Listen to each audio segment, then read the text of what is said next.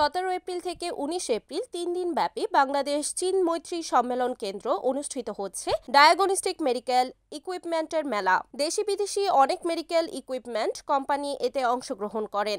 দেশের চিকিৎসা ব্যবস্থা উন্নয়নকরণ এবং আধুনিক চিকিৎসা ব্যবস্থার যন্ত্রপাতি সম্পর্কে জানতে Dhaka international diagnostic medical equipment expo 2025 আয়োজন করা হয়েছে। এই মেলায় ডক্টর ও হসপিটালের মালিকগণ পরিদর্শন করে তাদের প্রয়োজনীয় মেশিন সম্পর্কে জানতে পারছে এবং ক্রয় করতেও পারছেন। নতুন নতুন অটোমেশন প্রযুক্তির মেশিন সরাসরি দেখে এবং তাদের সুবিধা অসুবিধা প্রয়োজন বুঝে কিনতে পারায় উপকৃত হচ্ছেন সকল হাসপাতালের কর্তৃপক্ষ।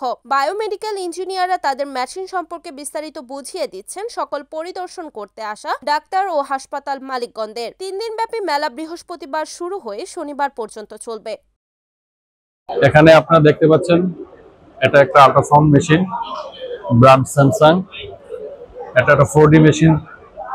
এখানে আমরা আরো X-ray, CT scan, MRI, OT table, OT light, mammography, OPG ইত্যাদি ইমেজিং এর ভ্যারাইটিজ আইটেম নিয়ে আজকে আমরা এই ফেয়ারে পার্টিসিপেট। আমাদের কোম্পানির নাম হচ্ছে ট্রান্সমিট লিমিটেড। 1994 সালে এটা প্রতিষ্ঠিত। একটা পোর্টেবল আল্ট্রাসাউন্ড মেশিন, এটা চায়না থেকে ইম্পোর্ট করা হয়েছে এবং এটার কাজ হচ্ছে আপনার প্রেগন্যান্সি প্রোফাইলের কাজ করতে পারবে।